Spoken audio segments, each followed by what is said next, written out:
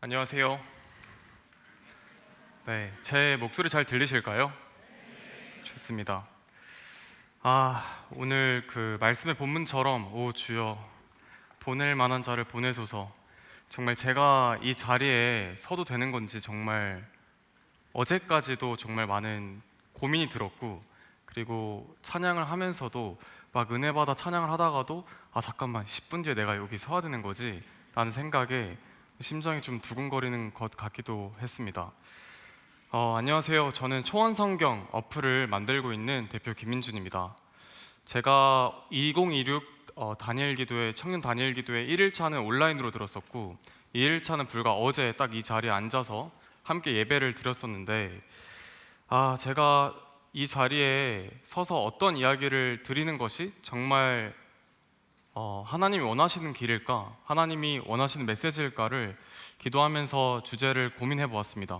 그리고 그 주제를 생각해 봤을 때 준비되지 않은 자를 쓰셨던 하나님에 대한 이야기, 그리고 준비되지 않았던 저를 하나님께서 어떻게 사용하고 계신지에 대한 이야기를 드리는 것이 좋을 것 같아서 오늘의 주제를 그렇게 잡아보았습니다. 긴장됩니다. 여러분은 혹시 이런 생각을 해보신 적 있으실까요? 내가 목표하는 바를 이루기 위해서는 현실에서 뭔가를 더 열심히 해야 돼. 막 공부를 더 해야 되고, 자격증을 따야 되고, 어떤 회사를 가기 위해서 뭔가를 더 준비해야 되고, 돈을 이 정도 벌기 위해서는 어떠한 노력을 더 해야 되고, 이러한 생각을 해보신 적 있으신가요? 또는 나는 하나님을 위한 일을 하기 위해서 성경은 이 정도로 더 많이 알아야 돼. 또는 나는 신학을 이렇게 공부해야 될 것 같아. 또는 나의 신앙은 아직 부족하니 더더더 신앙을 위한 뭔가의 행동을 해야 돼. 이런 생각을 해보신 적 있으신가요? 저는 올해로 28살이 됐습니다. 만 26세인데요. 아직은 어리다고 생각합니다. 그래서 오늘 청년 다니엘 기도회니까 셔츠나 이런 자켓을 입기보단 핑크색 딸기우유 같은 옷을 입고 한번 서봤는데요. 저는 제가 지금은 초원 성경 어플을 만들고 있는 대표로서 이 자리에 나와 있지만, 저는 신앙이 그렇게 좋은 사람이었을까? 라고 생각해 보면 그게 아니었던 것 같습니다. 그냥 모태신앙으로서 엄마 아빠 손잡고 어릴 때부터 교회를 다니던 한 명의 청년이었고, 여러분 주변에서 볼 수 있을 법한 그러한 청년 중에 한 명이었거든요. 그래서 사실 그랬던 제가 오늘 이 자리에 서서 이야기를 드리고 싶은 내용은 성공에 대한 이야기, 뭐 특별한 실패에 대한 이야기보다는 두 과정을 경험하면서 느꼈던 하나님은 어떠한 하나님이었는지 한번 또 이야기를 나눠보고 싶습니다. 저는 스타트업을 하는 사람입니다. 요즘 많은 분들이 스타트업이란 단어를 많이 알고 계신 것 같은데요. 저는 요즘 많이 들으셨을 인공지능 관련 스타트업을 하고 있습니다. 고등학교 2학년 때 학교에서 기술 개발만 너무 좋아하고 공부를 별로 좋아하지 않는 그러한 학생 중에 한 명이었습니다. 그래서 애들이 보기에 제가 되게 찐따처럼 보였는지 따돌리고 은근 괴롭히는 것을 좋아했던 것 같아요. 그래서 저는 혼자 밥을 먹었고, 혼자 먹는 게 불편해서 기숙사 학교를 다녔는데 아침, 점심, 저녁을 먹었던 그 기억이 학교 식당에서는 한 10번이 안 되는 것 같습니다. 그래서 제가 키가 181인데 그때 56kg 정도 됐었어요. 그러니까 정말 삐쩍 마른 학생이었던 거죠. 집에 있다가 기숙사로 복귀해야 되는 순간에는 너무 괴로워서 자퇴를 하고 싶다는 생각을 많이 했습니다. 그래서 1학년을 버티고 2학년을 버텼는데 도저히 3학년을 버티기 어렵겠더라고요. 그래서 저는 자퇴를 하고 그동안 제가 좋아했던 기술 개발을 더 제대로 하기 위해서 회사를 창업했습니다. 그동안 모아뒀던 이제 600만 원도 안 되는 돈을 갖고 창업을 했는데요. 일단 굵직한 성공했던 성과를 먼저 정리해보자면, 저는 만 17세에 포브스가 선정한 아시아의 영향력 있는 인물 30세 미만 30인의 최연소 나이에 선정됐습니다. 근데 아직까지 10년이 지났는데 여전히 최연소의 자리를 지키고 있어요. 많은 제 친구들은 뭐 포브스 선정이 딸이에요 뭐 이런 드립을 하는데, 실제 포브스에서 선정을 해주신 거고, 그때 이제 제가 그 포브스 기자님께 인터뷰 이후에 언제 결과를 알려주시는지 여쭤봤었는데 포브스 기자님께서 민준아, 너는 아직 13번의 기회가 더 남아있으니까 조바심을 내지 마라, 이렇게 말씀을 해주실 정도로 정말 되고 싶었지만 이게 과연 내가 될 주제가 되나? 라는 생각을 했고, 된 이후에는 진짜 이게 왜 된 거지? 여전히 지금도 이유를 모르는, 정말 순수 말하는 운이 아닐까라는 생각을 할 정도로 그런 일이 있었습니다. 그리고 만 21세에는 고등학교를 자퇴하고 창업한 회사를 여러분 아시는 간 때문이야 이 우루사라는 영양제를 파는 이 대웅제약 제약회사 관계사에 제가 창업한 회사를 매각을 하게 됩니다. 그래서 그 나이에 대기업에서 2개의 사업부를 총괄하는 직책을 맡아서 이제 억대 연봉을 받았습니다. 그래서 그 나이에 이미 회장님과 일을 하면서 억대 연봉에 시작이 되었고 성공의 궤도에 가는 것 같았습니다. 만 23세에는 400개 기업이 출전한 스타트업 서바이벌에서 예선전부터 결승전까지 저는 단 한 번도 1등을 안 한 적이 없습니다. 1등을 연속해서 24살에 상금 7억 원을 받았습니다. 그리고 기업 가치 100억 원을 넘기는 기업만 참가한 대회에서도 1등을 했었고요. 재정경제부, 여성가족부, 교육부, 정부 이런 여러 곳에서 상을 정말 많이 받았습니다. 그런데 이 결과만 들으면 여러분들 진짜 어린 나이에 커리어가 정말 대단해 보이지 않으신가요? 정말 제가 생각해도 정말 민준아 열심히 살았구나 라고 생각이 들 정도로 이렇게 껍데기 점점 더 이렇게 커졌던 것 같은데, 근데 제 주제는 준비되지 않은 자를 쓰시는 하나님이잖아요. 그래서 오늘 제가 어떻게 그러면은 제가 준비되지 않았는지부터 이렇게 다시 이야기를 해볼게요. 사실 현실을 살아가다 보면 이렇게 이루어지는 성과들을 보면은 운이었던 것 같습니다. 저보다 노력한 사람 더 많았을 거고, 저보다 더 준비한 사람 훨씬 많았을 거고, 저보다 간절한 사람 없었을까요? 훨씬 많았을 것이라 생각합니다. 제가 자퇴하기 전에 제 친구들을 보면 생각했지만 정말 공부를 무지막지하게 한 친구들 많이 보았었고, 학력도 좋고 뭔가 성과를 많이 내는 그러한 노력형 인간들도 많이 보았습니다. 근데 제가 보면은 제가 아무리 열심히 했어도 결국은 이 모든 성과는 운이었던 것 같거든요. 사실 원하는 게 있을 때마다 운이지만 여전히 이룰 것을 어떻게 보면 알았던 것 같아요. 그 이유는 저는 기도를 했습니다. 되게 뻔해서 좀 실망할 수 있지만 이게 진짜입니다. 정말 기도밖에 안 했습니다. 준비는 물론 했지만 뭔가를 계속 시도 때도 없이 움직이고 일하고 하고 있었겠지만 뭘 바짝 뭘 한다거나 단기적으로 뭘 더 특별히 준비한다거나 이런 건 없었습니다. 그냥 항상 뭔가를 원할 때면 기도를 했습니다. 그런데 저는 협상하듯 하나님께 기도를 드렸던 것 같아요. 되게 솔직한 기도를 드렸던 것 같습니다. 하나님, 제가 만 23살에 이 정도 성과를 받는다면 아마 많은 사람들이 당황스러울 겁니다. 그런데 가장 어린 창업가가 우승을 해서 이렇게 스타트업에서 뭔가를 이룬다면 저는 하나님이 하셨다고 고백하겠습니다. 그리고 하나님을 위한 일을 하겠습니다. 그러니 하나님, 제가 제 또래 친구들에게 진리가 무엇인지, 우리가 왜 죽음 이후에 삶을 생각해야 되는 건지에 대해서 더 말할 수 있는 도구로 삼아주세요. 제 입술에 힘이 생길 수 있도록 도와주세요. 이런 기도를 했습니다. 근데 솔직히 말씀드리면 저는 전도에 그렇게 사실 간절한 사람은 아니었습니다. 뭔가를 바라는 게 있을 때마다 이렇게 기도했던 이유는 하나님이 원하는 기도가 그런 게 아닐까? 이렇게 기도하면 이루어지지 않을까? 이런 생각이었던 것 같습니다. 그런데 하나님이 매번 그런 기도를 할 때마다 들어주셨어요. 아까 말씀드린 것처럼 여러 가지 성과를 냈었잖아요. 제가 그런 기도를 너무 어릴 때부터 자주 했었던 이유 때문일까요? 저는 눈 깜짝할 사이에 어영부영 초원 성경 어플을 만드는 한 명의 청년으로서 지금 이 자리에 나와 있게 되었습니다. 그럼 이제 제가 힘들었던 이야기도 들으셔야 다행이다, 계속 성공만 하는 애는 아니었구나, 이런 생각을 하실 것 같은데요. 저는 팔에 칼 자국이 있을 만큼 너무 어린 나이에 힘든 시기를 겪은 사람이기도 합니다. 뭔가 표정이 좀 안도감을 느끼시는 분들도 계신 것 같은데요. 저는 어릴 때부터 창업을 해서 일을 했습니다. 초등학교 때는 기술 개발을 했고, 중학교 때는 컴퓨터를 조립해서 팔았고, 고등학교 때도 3D 프린터기를 조립해서 팔았습니다.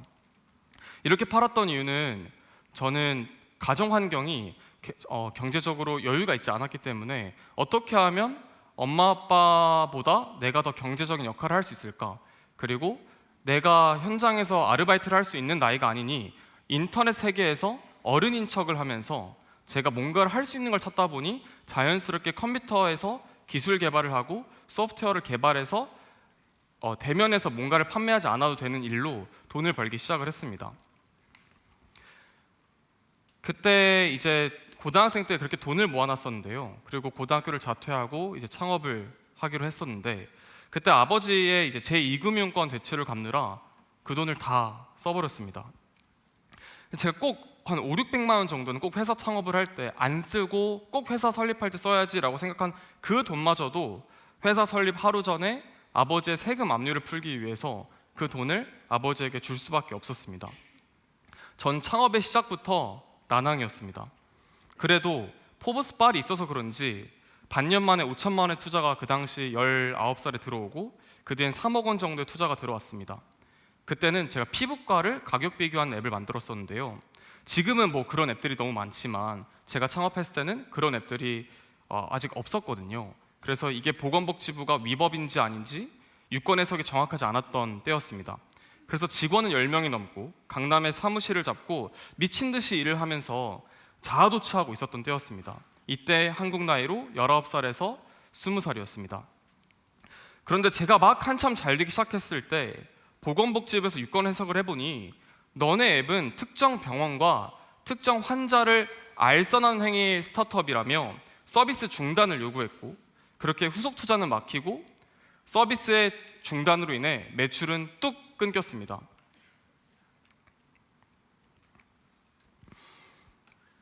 그렇게 결국 매출은 한순간에 사라지고 직원들의 급여를 주지 못하는 일이 생겼는데요.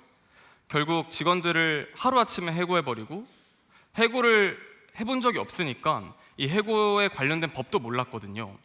그래서 해고를 결국 한 달을 예고하고 해고를 했어야 되는데 예고하지 않고 해고를 한 바람에 해고 예고 수당으로 직원들의 월급 수천만 원이 제 빚으로 발목을 잡았습니다.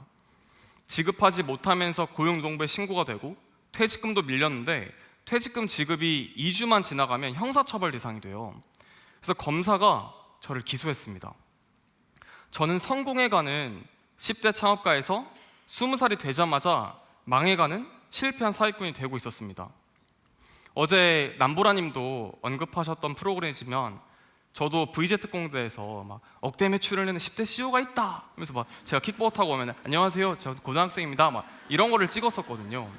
그리고 막 TVN에서도 다큐멘터리로 막 세상을 바꾸는 주역 해서 이제 촬영을 했었는데, 그런 프로그램을 촬영을 하고 TVN 다큐멘터리가 한 1년 뒤에 방영을 했었는데 1년 전에는 성공하는 10대 창업가였지만 1년 이후에는 실패하고 몰락의 길을 걷는 20살의 청년에 불과했거든요.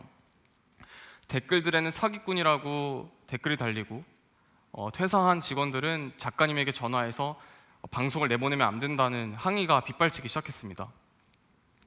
출근하면 직원이 10명 정도 앉아 있었던 그 사무실에 전 텅 빈 이 사무실을 보면서 멍 때리고 내가 지금 무엇을 해야 될지 감도 못 잡고 있는 그러한 시간들을 보냈었고요.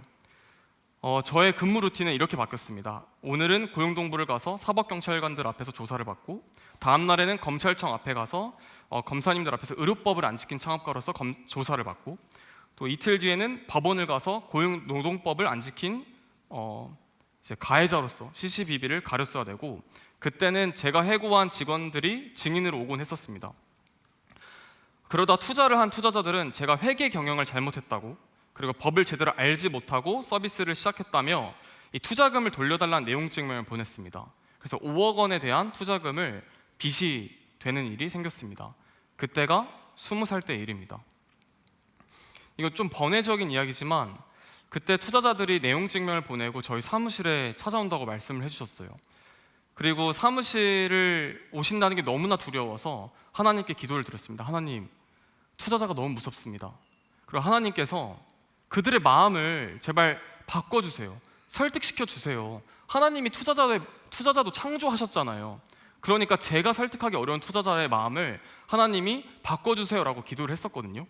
근데 정말 놀랍게도 다음날 투자자들이 모여서 민준 대표 어리니까 아직 20살이니까 갚을 수 있다고 생각합니다. 고소는 하지 않겠습니다 라는 이야기를 해주셨어요. 그럼 그때 저의 삶은 은혜와 함께 하나님과 더욱 가까워져야 되는데, 어제 남보라님도 안 그러셨던 것처럼 저도 정신 못 차리고 친구들과 소주 한잔 하러 갔습니다. 정말 오랜만에 긴장이 확 풀리면서 오랜만에 친구들도 만나고 싶어지는데 라는 생각으로 친구들을 만나 놀러 다녔습니다. 근데 일주일 뒤에 또 투자자가 연락이 와서 민준 대표 마음이 바뀌었습니다. 다시 고소하겠습니다. 하나님 다시 기도하겠습니다. 이번 주에 하나님께서 다시 그들의 마음을 바꿔주신다면 제가 수요 예배, 주일 예배 꼭 가겠습니다. 화장실 청소도 하겠습니다. 그러니까 하나님, 제가 하나님이 하셨다는 걸 이제서야 인정합니다. 그랬더니 정말 다시 투자자들의 마음을 변화시켜 주시기 시작하셨습니다. 아무튼 그 시기에, 그때가 이제 20살에서 21살 때까지 그렇게 보냈었는데, 제가 그때 너무나 힘들었어요. 생각해보세요. 고용노동부 가서 조사받고, 검찰청 가서 조사받고, 퇴사한 직원들이 김민준 대표 못된 사람이라고 증인석에 앉아서 이야기를 하고, 정말 그때 너무 힘들어서 심리가 너무나 불안정했기 때문에 이 정신병원을 다녔었는데, 과호흡 증상이 늘상 있었습니다. 그래서 이렇게 말을 못하고 네, 이런 식으로 이야기를 했었어요. 그래서 불안장애, 공황장애, 수면장애, 별 심리적인 문제로 제 정신은 죽어가고 있었고요. 이 세상의 삶보다 잠을 자고 꿈을 꿀 때 삶을 더 좋아서 잠만 계속 잤어요. 하루에 20시간을 잔 것 같습니다. 계속 잠을 자느라 투자자의 연락을 제때 못 받고 결국 신뢰를 더 잃고 그렇게 악순환은 계속했습니다. 그래서 페이스북에는 저를 저격한 투자자들이 생기면서 저는 점점 스타트업 업계에서 사기꾼으로 몰락하기 시작했습니다. 아주 어릴 때부터 성공한 창업가, 마크 주커버그 같은 사람을 꿈꾼 뭔가 촉망한 그런 젊은 창업가였는데, 내가 내 삶의 주인공인 줄 알며 나대고 살아왔는데 한순간에 저는 사기꾼이 되었습니다. 의도하지 않았든 의도를 했든 전 이미 이 세상에서 가장 나쁜 사람이 되었고 모두에게 피해를 주는 사람이었습니다. 저는 이 지금 말씀드리는 성공하고 실패하던 그 시기, 고등학생 때부터 20살 때까지 모태신앙이지만 교회를 가긴커녕 잘 안 다니고 있는 사람이었습니다. 모태신앙이니까 어릴 때는 부모님 손 따라서 익숙함의 습관처럼 다녔지만 스스로 무엇을 믿고 무엇을 하나님이 어떠한 존재인지 알지 못하고 따라다니면서 예배를 드렸던 것 같아요. 근데 어느 정도 스스로 사고하기 시작할 때부터는 안 가게 되더라고요. 저는 잘 되고 있을 때는 하나님보다 내가 잘나서 잘 나가는구나, 엄마 아빠가 나 백날 기독교 학교 보내면 뭐하나, 그땐 가정이 참 힘들었는데 결국 내가 노력하니 사업이 초기에 잘 되던데 하나님은 안 도와주는구나, 하나님 믿는 우리 가정에 축복이라는 게 없었는데 내가 똑똑해서 내 힘으로 내 가정을 내가 책임지게 되었구나, 그래 이게 실체 있는 힘이야, 이런 생각들을 했었습니다. 근데 그 와중에 성공을 가다 결국 몰락의 길을 가게 된 거잖아요. 영문도 모른 채 의도적으로 신이 있다면 잘 나가는 소식을 몰려주시다가 제일 하늘 높이 올라갔을 때 낭떠러지로 고꾸라지는, 낙하산 없이 떨어지는 추락을 겪게 하셨습니다. 아무도 나를 붙잡아주지 않고 한 명이라도 도와준다고 포기하지 말라고 했다면 좋았을 텐데, 이 세상은 내가 잘 된다고 할 땐 다들 도와준다고 하지만 정작 잘 안 되고 있는 절망의 순간들은 아무도 제 곁에 있지 않았습니다. 그런데 그때 초등학교 동창 친구가 연락이 닿았습니다. 잘 나가는 순간들을 보았고 요즘 힘들어 보이는데 그럼에도 불구하고 하나님 믿어보라고, 다시 진심으로 찾아보라고, 모태신앙인 거 알지만 정말 스스로 믿어지길 바란다고, 그러려면 너가 성경을 읽어봐야 하고 읽어봐야 진짜 하나님이 절대자인지 아닌지 스스로 생각해 볼 수 있는 거라고, 사탄이 지금 괴롭히는 걸 수도 있으니까 스스로 하나님을 찾아보는 과정이 있길 바라고, 사탄에게 지게 되는 것일 수도 있다고, 너가 하나님이 진정 믿어진다면 분명 너를 통해 전도될 창업을 꿈꾸는 여러 후배들에게 귀감이 될 거라서 사탄이 괴롭히는 걸 수도 있다고, 이게 하나님이 주시는 고난인지 사탄이 주는 고난인지 스스로 구분해 볼 수 있는 힘을 스스로 생겨봤으면 좋겠다고, 그런 이야기를 해주었습니다. 저는 그때부터 사업적으로 할 일도 더 이상 많지 않아서 이 삶을 살아가기 위해서 침대에서 일어날 명분이 필요해서 성경책을 폈습니다. 그나마 교회를 가는 일정만큼은 제가 사람을 만날 수 있는 스케줄이 되었고요. 번외지만 그 친구가 저한테 하나님을 떠나 절대자인 신이 있다면 신은 기도하는 저의 울부짖는 목소리를 결코 듣고 가만히 있지 않을 거라고 꼭 기도해보라는 것을 권했습니다. 그래서 침대에 조용히 앉아서 울면서 기도를 했습니다. 그때는 할 수 있는 게 기도밖에 없었거든요. 그래서 원망하고 소리 지르고 난리를 쳤습니다. 물론 조용히 소리를 지르죠. 하나님 아버지 제발 도와주세요. 근데 물론 그 과정 속에서 즉시 응답은 없었지만 훗날 수년이 지나 알았던 내용은 저희 어머니와 아버지가 문 밖에서 제 방 문 밖에서 함께 무릎을 꿇고 기도를 했다고 하시더라고요.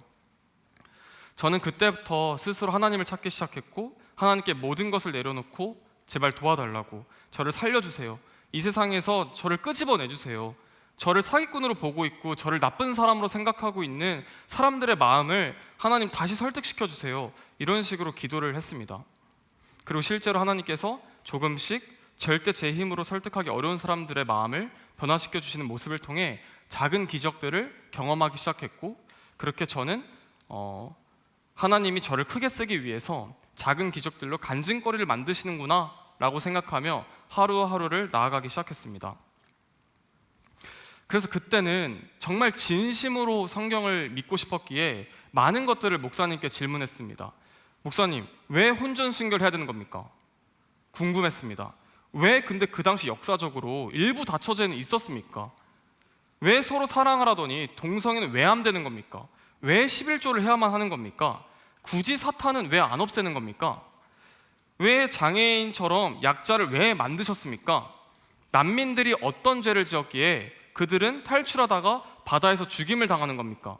이런 것들이 너무 궁금하고 너무 스스로 믿고 싶어서 신앙을 의심하고 또 믿음을 의심하면서 스스로 내가 무엇을 믿고 있는지 알고 싶어서 미친 듯이 찾기 시작했습니다.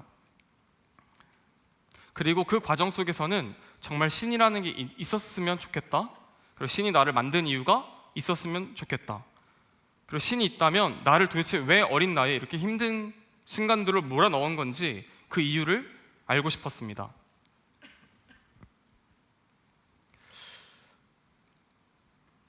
그 과정 속에서 저는 믿음의 새싹이 생기고 다시 하나님 나라를 위한 삶을 살아가기 위해 노력하면서 예배하는 마음으로 이 삶을 살아가기 시작하니 하나씩 다시 쌓아가는 제 사업적 성과들이 생기기 시작했고, 그 과정에서 정말 이 사업을 하나님이 많이 도와주고 있구나 라는 생각들을 할 수 있었습니다. 사업이라는 게 제가 해보니까요, 이게 혼자 뭘 잘한다고 되는 게 아니더라고요. 막 시장도 좋아야 되고 고객도 우리 서비스를 이렇게 좋아해야 되고, 그리고 그 서비스를 만들기 위해서는 좋은 직원들도 있어야 되고 그 직원들이 좋은 제품을 만들어야 되고 돈도 어느 정도 있어야 되고 마케팅도 잘 해야 되고 뭐 정치적으로나 외교적으로나 뭔가 좀 문제가 없어야 소비자들도 돈이 좀 있을 거고, 그런 식으로 모든 것들이 다 맞물려 타이밍이 딱 좋을 때 사업의 성과가 나는 것 같더라고요. 그러니까 이런 것들을 보면 제가 모든 것들을 제어할 수 없는 변수라는 것을 알게 되었고, 그 변수 과정 속에서 사업이 잘 되는 것은 정말 하나님이 도와주셔야만 가능한 거구나, 그리고 내가 조금씩 작은 성공들을 다시 실패 과정에서 쌓아갈 때 하나님이 다시 나를 도와주시는구나 라는 생각을 할 수 있었습니다.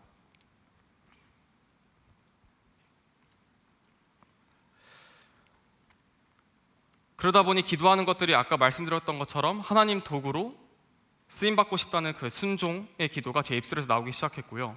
주께 염려하지 않고 모든 것을 맡길 테니 어련히 나를 쓰임받게 해달라고, 내가 이 세상을 살아감에 있어서 고민하지 않고 살아갈 수 있게 해달라고 기도를 했습니다. 그렇게 저는 하나님 버프를 받듯 사업이 조금씩 다시 성과를 이루기 시작을 했습니다. 제가 대본을 보면서 하니까 더 긴장이 되는 것 같아서 제가 여러분을 보면서 다시 이야기를 하는 게 좋을 것 같습니다. 제가 이제 준비되지 않은 자를 쓰시는 하나님에 대한 이야기를 준비하면서 제가 몇몇 성경 인물들을 좀 갖고 와봤는데요. 저는 한번 모세를 먼저 갖고 이야기를 해보고 싶습니다. 저는 성경을 보니까 하나같이 준비되지 않은 자를 쓰시는 것 같더라고요. 저도 준비가 안 돼 있었거든요. 저는 고등학교를 자퇴했고 최종 학력은 중졸이고 그랬던 저를 하나님께 쓰시는 것을 보았을 때 성경에서도 그런 인물들을 많이 쓰시는 것 같았는데요. 대표적으로 한번 모세를 보면은 출애굽기 2장 12절을 읽어보면요, 좌우를 살펴 사람이 없음을 보고 그 애굽 사람을 쳐 죽여 모래 속에 감추느니라. 모세는 왕자의 신분에서 하루아침에 광야의 도망자가 됩니다. 애굽 사람이 히브리 사람 곧 자기 형제를 치는 것을 보고 애굽 사람을 쳐 죽여버리죠. 그리고 3장 1절 읽어보면 모세가 그의 장인 미디안 제사장 이드로의 양떼를 치더니 하루아침에 왕자였는데 양떼를 치는 양치기가 됩니다. 하나님은 모세의 과거부터 현재 그리고 미래를 아시기에 이미 하나님은 모세를 통해 역사하실 일들을 계획하셨을 거예요. 모세가 애굽 공주를 통해 발견된 양아들이 될 것도 아셨을 것이고 왕자로서 좋은 환경에서 유익한 교육을 받으며 자랄 것도 아셨을 거예요. 그 과정에서 다시 내려와 하나님이 직접 부르실 것도 알고 계셨을 겁니다. 근데 모세는 하나님의 부르심에도 계속 거절합니다. 4장 1절을 읽어보면 모세가 대답하여 이르되 그러나 그들이 나를 믿지 아니하며 내 말을 듣지 아니하고 이르기를 여호와께서 내게 나타나지 아니하셨다 하리이다. 10절에는 모세가 여호와께 아뢰되 오 주여 나는 본래 말을 잘하지 못하는 자니이다. 주께서 주의 종에게 명령하신 후에도 역시 그러하니 나는 입이 뻣뻣하고 혀가 둔한 자니이다. 모세는 계속해서 거절하고 또 본인은 하나님이 쓰기에 부족한 사람이라면서 입이 뻣뻣하고 말을 잘 못한다고 변명까지 합니다. 저는 하나님 목소리를 직접 들으며 하나님이 부르신다면 신기하기도 하고 감사하기도 하고 막 뭔가 난리 부르스를 떨었을 텐데 모세는 계속해서 거절합니다. 13절에도 오 주여 보낼 만한 자를 보내소서라며 거절을 하잖아요. 그런데 33장 11절을 보면 자기의 친구와 이야기함 같이 여호와께서는 모세와 대면하여 말씀하시면 모세는 진으로 돌아오나. 하나님은 모세를 친구처럼 대하면서 이렇게 대화하는 것을 보았을 때 모세는 정말 많은 성장을 이룬 것을 볼 수 있을 것 같아요. 처음에는 모세는 애굽 사람을 본인이 직접 쳐 죽이는 것을 통해 알 수 있는 것은 자기 힘으로 정의를 행하려던 사람이었는데 후반부가 될수록 하나님의 능력으로 역사를 여는 사람으로 성장하기 시작을 했고요. 말을 잘하는 왕자에서 말을 못한다고 고백하는 도망자의 신분이 되었고 그 과정 속에서 하나님의 쓰임을 받을 수 있는 준비를 하기 시작했던 것 같습니다. 베드로도 마찬가지입니다. 저는 베드로가 사실 공감이 잘 되지 않을 때가 많았던 것 같아요. 베드로는 우리가 흔히 아는 것처럼 어부였습니다.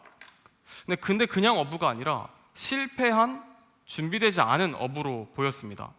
마태복음 4장 18절을 읽어보면 갈릴리 해변에 다니시다가 두 형제 곧 베드로라 하는 시몬과 그의 형제 안드레가 바다에 금을 던지는 것을 보시니 그들은 어부라 말씀하시되 나를 따라오라 내가 너희를 사람을 낚는 어부가 되게 하리라 하시니 그들이 곧 그물을 버려두고 예수를 따르니라.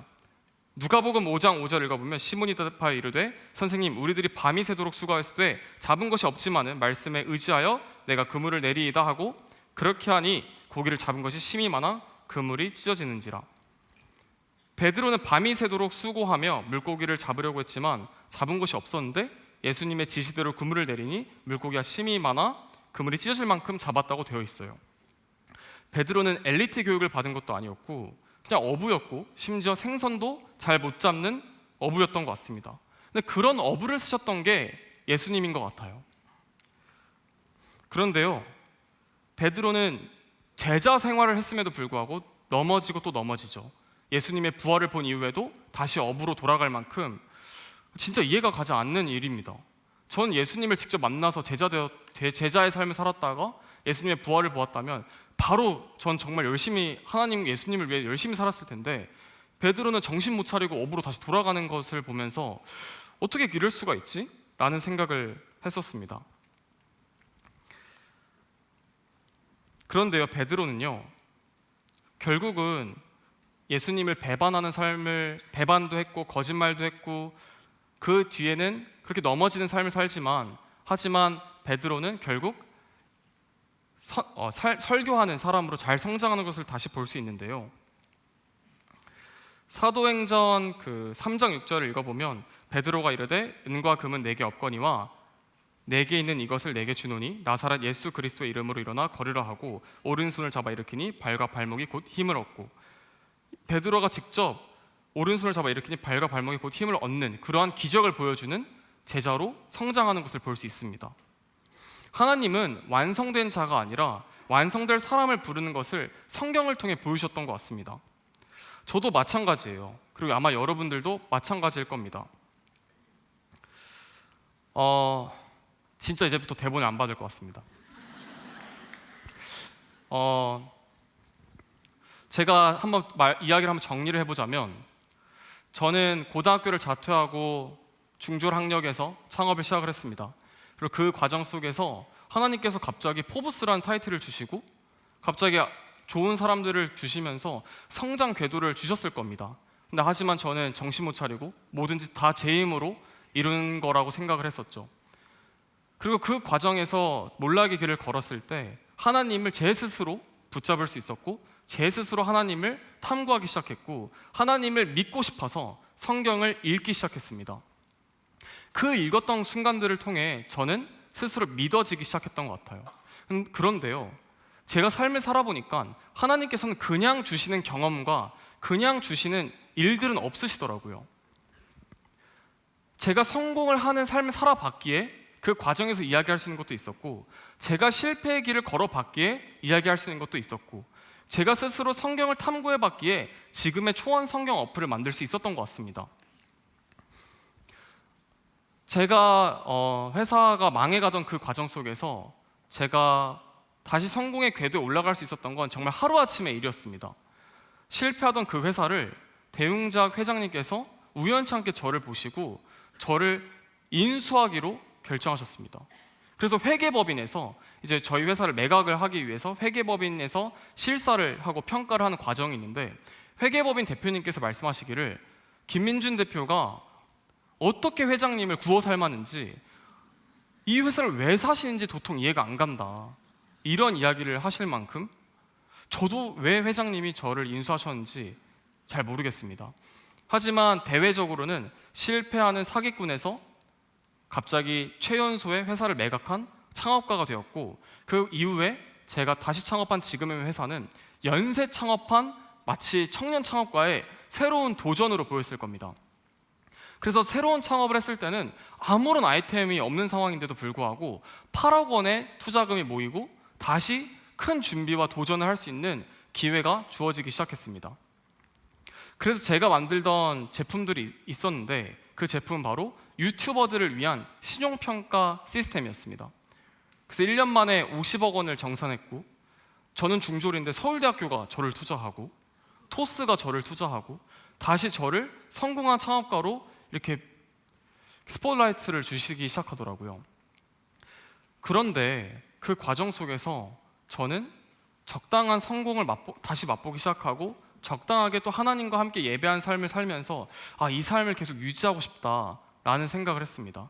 잠언 30장을 보면요, 아굴이라는 분이 기도하는 장면이 나와요. 그걸 보면 내가 죽기 전에 구하였사오니 두 가지를 구한다라고 되어 있는데요, 죽기 전에, 천국을 가기 전에 내가 너무 가난해서 주님을 욕보이지도 않게 해주시고, 내가 너무 부자가 돼서 주님을 멀리하지 않게 적당한 부를 달라고 기도합니다.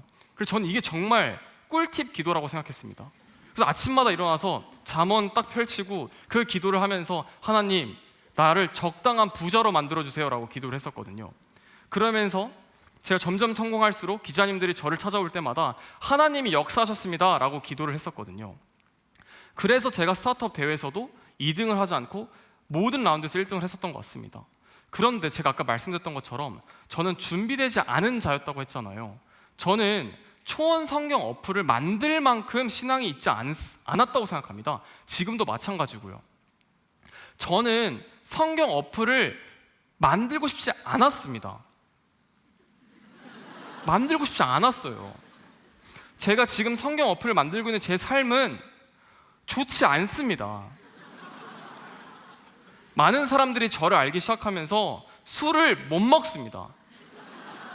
어디서 술을 먹고 있으면 어떤 분이 오셔가지고 민준 대표님 성경 어플 잘 쓰고 있어요. 소주잔을 이거 어떻게 해야 되나? 아직 만 26살밖에 안 되는데 클럽을 못 가요. 여자친구를 만들고 싶은데 크리스천들은 성경 어플을 만들었으니까 뭔가 신앙이 뭔가 더 있지 않을까 기대하고, 크리스천이 아닌 친구들은 성경 어플까지 만들 정도면 엄청 신실한 거 아닌가요? 이러면서 안 만나려고 합니다. 저는 청년의 때에 성경 어플을 만들면서 제 모든 도파민이 없어졌어요. 그래서 전 이 자리에 나오는 것도 너무 부담됐습니다. 그런데 하나님께서 저를 지금 쓰고 계시는 것은 분명해 보여요. 도대체 왜 나를 쓸까? 저는 몸에도 막 타투가 있고, 저는 썬데이 크리스천으로서 딱 조용히 교회 다니면서 하나님 버프 조금 받으면서 적당한 성공하고, 전 그걸 원했던 건데, 제가 기도하면서 실수한 게 있다고 말씀드렸잖아요. 하나님, 저를 도구 삼아 주세요. 하나님을 위한 일을 할게요. 그러니까 하나님, 저에게 성공을 주세요라고 기도했잖아요. 그래서 하나님께서는 지금의 성경 어플을 만드는 대표의 자리로 저를 올려놓으셨나 봐요. 제가 성경 어플을 만들기로 한 이유는 이태원 할로윈 참사 현장에서부터의 시작입니다. 저는 어느 정도 돈을 이렇게 벌기 시작했고, 코로나도 끝났겠다, 나 이제 할로윈 한번 경험해 봐야지, 할로윈이 어떠한 유래가 있는 줄도 모르고 이태원으로 구경을 가고 싶은 마음에 구경을 갔습니다. 무려 제 교회 친구들과 함께요. 그 친구들과 할로윈이니까 구경을 갔는데, 정말 실제로 제 또래 친구들이 죽어가는 거를 처음 본 거죠. 아마 우리가 인생을 살아가면서 또래 친구들이 그렇게 많이 죽는 거를 두 눈으로 목격하는 일은 정말 몇 안 된 일일 거라고 생각합니다. 제 남자인 친구들은 죽어가는 청년들을 붙잡고 심폐소생술을 하고, 저와 함께 갔던 여자 사람 친구들은 제 친구들을 대피시키고, 그 과정을 이제 정신없이 하고 이렇게 119의 소리를 들으면서, 그때가 이제 일요일이 되는, 주일이 되는, 이제 토요일에서 주일이 되는 새벽이었는데, 그때 생각을 정말 많이 하게 됐습니다. 죽음이 생각보다 코앞에 있구나.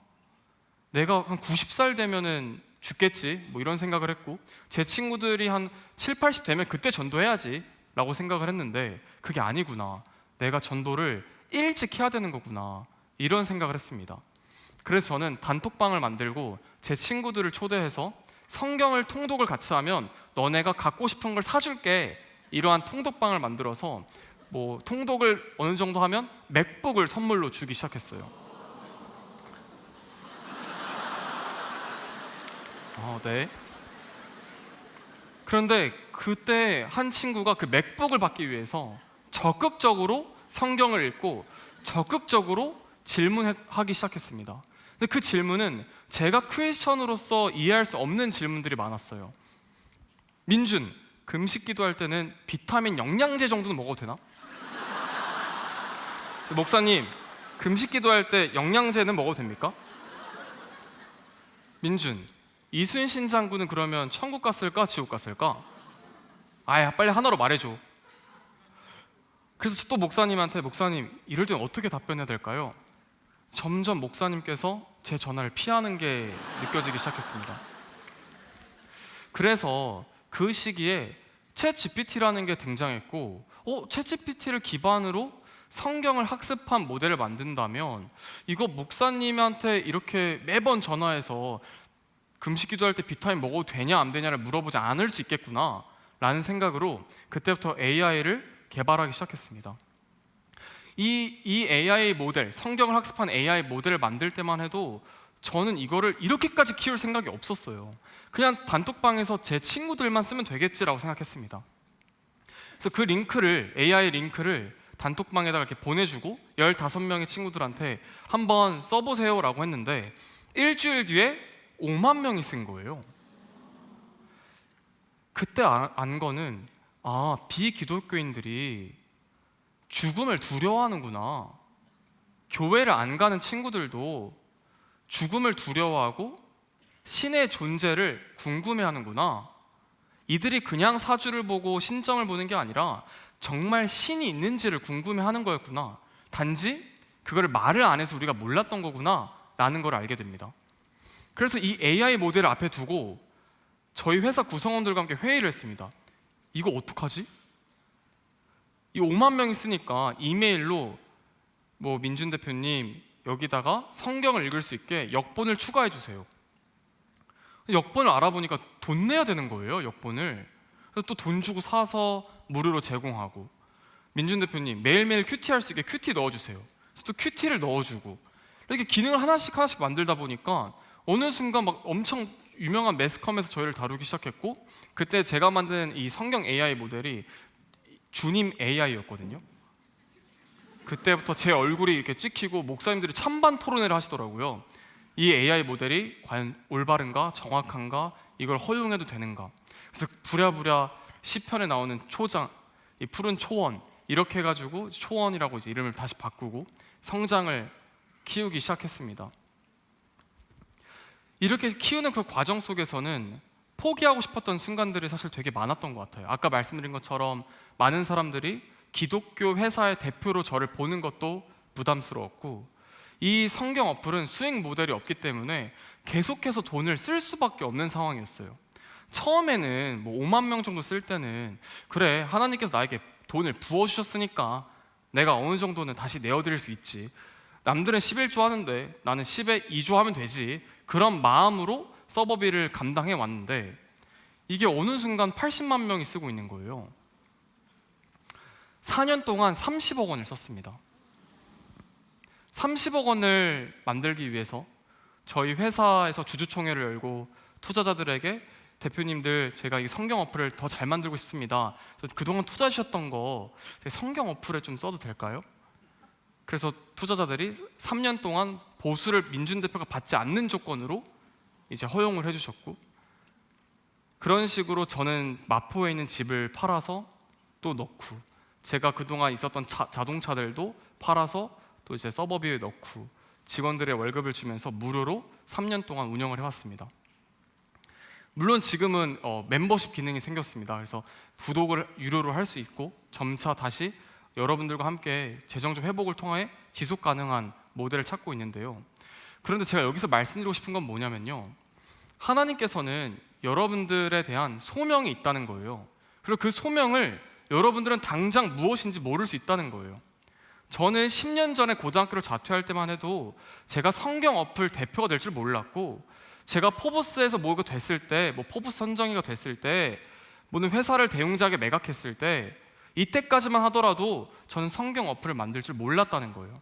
하지만 그때 그 경험들이 지금의 성경 어플을 만드는데 모든 게 다 도움이 되더라고요. 그리고 하나 더 말씀드리자면, 기도가 정말 중요합니다. 근데 그 기도를 하실 때는 정말 여러분이 원하는 기도를 해야 되더라고요. 하나님 도구 삼아주세요, 하나님 제 입술을 사용해 주세요 하면 저처럼 이런 일이 되는 겁니다. 준비되지 않은 자를 쓰시는 하나님에 대한 이야기를 그래서 여러분들께 말씀드리고 싶었습니다.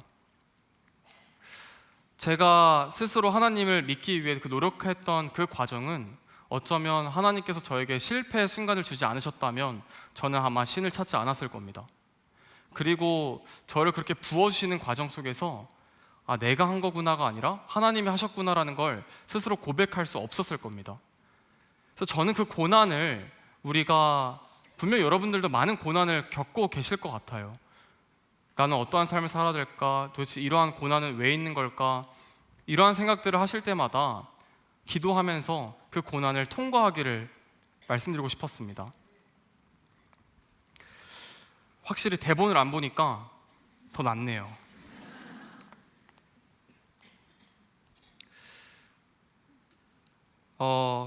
저에게 5분의 시간이 남아있는데요, 마태복음 6장 25절을 한번 같이 읽고 싶은데, 읽어보면 다 같이 읽어볼까요? 그러므로 내가 너희에게 이르노니 목숨을 위하여 무엇을 먹을까 무엇을 마실까, 몸을 위하여 무엇을 입을까 염려하지 말라. 26절은 제가 읽어보겠습니다. 공중의 새를 보라. 심지도 않고 거두지도 않고 창고에 모아들이지도 아니하되 너희 하늘 아버지께서 기르시나니 너희는 이것들보다 귀하지 아니하냐. 그런데 여러분, 31절에는요 그러므로 염려하여 이르기를 무엇을 먹을까 무엇을 마실까 무엇을 입을까 하지 말라. 이는 다 이방인들이 구하는 것이라. 너희 하늘 아버지께서 이 모든 것이 너희에게 있어야 할 줄을 아시느니라. 그런즉 너희는 먼저 그의 나라와 그의 의를 구하라. 그리하면 이 모든 것을 너희에게 더하시리라. 성경은 염려하지 말라는 단어를 정말 무수히 많이 언급합니다. 여러분, 염려하지 말고 여러분이 해야 할 일을 하면 된다는 이야기를 드리고 싶습니다. 저도 초원 성경 어플을 만드는 과정에서 그러한 것을 많이 느낍니다. 제가 재정적으로 초원 성경 어플을 만드는 게 너무나 힘들어서 도저히 뭘 해야 될지 모르겠더라고요. 후원을 해달라고 한들 후원이 그렇게 많이 모이지 않았기 때문에 도대체 어떻게 해야 내가 이 초원 성경 어플을 정말 운영할 수 있을까에 대한 기도를 정말 많이 했었는데요. 그때 아마 이 자리에도 와 있는 걸로 알고 있는데 저희 초원을 같이 만들던 전 직원이 지금은 퇴사했는데 그 직원이 제가 광고 배너를 넣은 거를 막는 일이 있었습니다. 제가 초원의 성경 어플에 80만 명이 쓰고 있으니까 구글에서 광고 배너를 갖고 오면 이거 재정적으로 어느 정도 회복할 수 있을 것 같은 거예요. 그래서 야, 이거 잘 됐다, 광고를 넣어서 운영해야겠다 했는데 질문들을, 여러분 초원 성경 어플에는 질문 기능이 있어요. 그래서 여러분들이 뭐 금식 기도할 때 비타민 먹어도 돼요? 이런 질문하면 적당한 성경 구절과 적당한 답변을 AI가 이제 딱 해주면서 이제 정확한 이단적인 내용이 다 필터링 되어 있는 이제 질문 기능이 있는데 그 질문 기능에 가장 많이 들어온 질문이 성과 관련된 질문이고요. 그리고 미래 앞날에 대한 질문이 가장 많습니다. 그래서 그 광고가 알고리즘으로 맞춤으로 들어오다 보니까 동성애 웹툰이 뜨는 거예요. 사주 챗봇이 뜨는 거예요. 근데 이 광고 배너를 넣어서 수익을 어느 정도 벌어서 운영한다고 그 광고를 제가 용납한다면 될까요? 안 될까요? 안 되겠죠. 그런데 저는 그땐 방법이 없었기 때문에 광고를 넣기로 결정했습니다. 근데 그 퇴사한 직원이 정말 사무실에서 민준 대표 못 나갑니다. 총신대 나온 친구거든요. 못 나갑니다. 광고 배너 빼십시오. 지금 빼고 퇴근하십시오. 그래서 제가 그러면 당신의 월급은 어떻게 할 겁니까? 내일 월급날인데 그 월급 어떻게 줄 겁니까? 이런 이야기를 했었는데 그 팀원의 이름이 조엘인데요. 조엘이 뭐라고 이야기했냐면요, 하나님께 간구하십시오 이랬어요. 하나님을 붙잡고 간구하십시오. 그래서 제가 하나님을 붙잡고 간구하면 내일 월급 들어옵니까? 당신이 그 월급 가져올 겁니까? 이런 이야기를 했었거든요. 당장 내일까지 부족한 돈이 2천만 원이었습니다. 그런데요 여러분, 조엘이 같이 기도해 주셨고 저희 모든 직원들이 같이 기도를 했습니다. 하나님, 제가 초원 성경 어플 저희가 만들 수 있게 하나님 도와주세요. 그랬더니 다음날 전화가 한 통이 왔어요. 안녕하세요, 저희 빈곤 아동을 돕는 기구인데요, 초원에 혹시 광고 받으시나요? 너무 놀랍잖아요. 하나님의 기적인가? 할렐루야, 광고 받습니다. 혹시 예산은 얼마신가요? 근데 그 기구에서 저희 2,200만 원이요 이러는 거예요. 와, 하나님 이렇게 도와주시는구나 생각을 했는데 11주 동안 분납해서 주신다는 거예요. 저는 내일 필요한 건데. 그래서 갑자기 화가 갑자기 이빨이 나면서 진짜. 근데 딱 그 날이 새롭게 하소서에 이제 제가 간증한 영상이 올라온 날이었습니다. 그런데 어떤 미국인이, 어떤 이제 한국계 미국인 분께서 이메일이 오신 거예요. 민준 대표님, 저는 미국인입니다. 민준 대표님과 화상으로 만나보고 싶습니다. 그래서 만났어요. 그냥 아무 생각 없이 노트북을 켜고 회의에 들어갔죠. 그래서 안녕하세요. 그러니까 자기는 미국에 있다고 하시더라고요. 네. 어떤 일로 화상으로 이렇게 만나길 원하셨나요? 민준 대표님, 제가 초원에 투자하고 싶습니다. 이러는 거예요. 제가 재정적으로 너무 힘들어서 투자자들에게 제발 초원 성경 어플을 투자해 주세요 할 때는 민준 대표, 성경 어플 상장할 수 있어? 아니, 매각을 할 수 있어. 민준 대표 도대체 왜 이러는 거야? 도대체 이거 왜 만드는 거야? 라고 했는데 그 미국인 분께서 투자를 하시겠다는 거예요. 그래서 무려 1억 원이 넘는 돈을 투자를 해주셨습니다. 그날 바로요.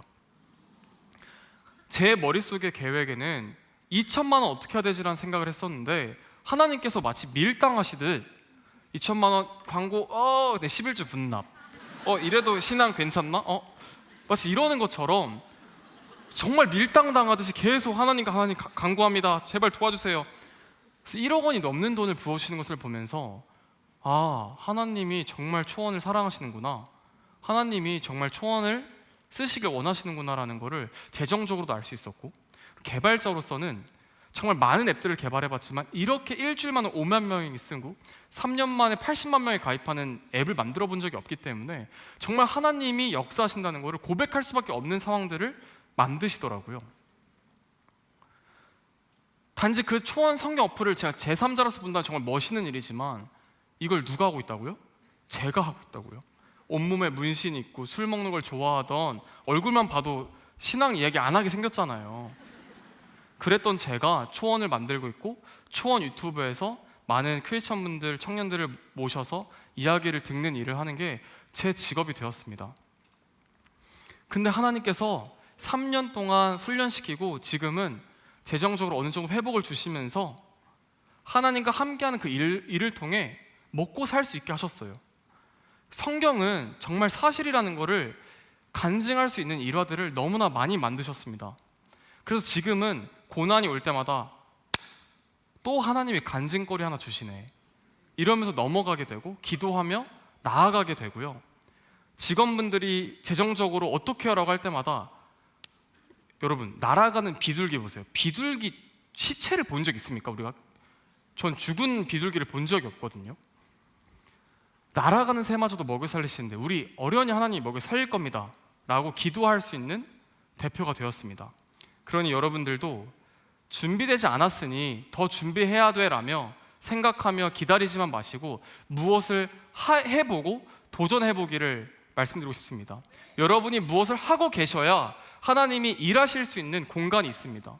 여러분이 아무것도 안 하시고 집에만 앉아 있으시면 아무런 것도 일어나지 않습니다. 하지만 여러분이 기도하며 예배하며 하나님을 믿기 위해 노력하며 여러분이 해야 할 일을 하기 시작하고 나아가기 시작하면 하나님께서 부어주시고 이끌어주시고 그 과정 속에서 필요한 고난을 통해 훈련시키시고 그 과정 속에서 다시 하나님을 붙잡게 하시고 그 과정 속에서 다시 축복을 주시며 하나님을 여러분들이 인정할 수 있는 그러한 삶을 경험하게 하실 거라고 믿습니다. 그래서 오늘 여러분들의 이번 제 이야기가 끝나고 기도할 때 여러분들도 하나님 저와 함께 일해주세요 라고 기도해 보기를 소망합니다. 오늘 제 이야기를 들어주셔서 감사드리고요. 제가 끝으로 초원 성경 어플을, 여러분 혹시 안 써보신 분들이 있을 것 같아서 초원 성경 어플의 유료 구독권을 제가 갖고 왔어요. 그래서 쿠폰 코드가 다니엘 기도회입니다. 그래서 한글로 다니엘 기도회 이렇게 쿠폰 코드에다 넣으면은 멤버십 구독이 활성화되는데 단 오늘까지만 활성화가 되니까 오늘 다운로드를 받아주시면 감사하겠습니다. 제 이야기를 제가 말을 너무 많이 절어서 정말 죄송하고요. 그러게 하나님 저 쓰지 말라 했잖아요. 저를 불러주신 다니엘 기도회 정말 감사드리고요. 제 이야기 들어주셔서 너무 감사드립니다. 고맙습니다. 감사합니다.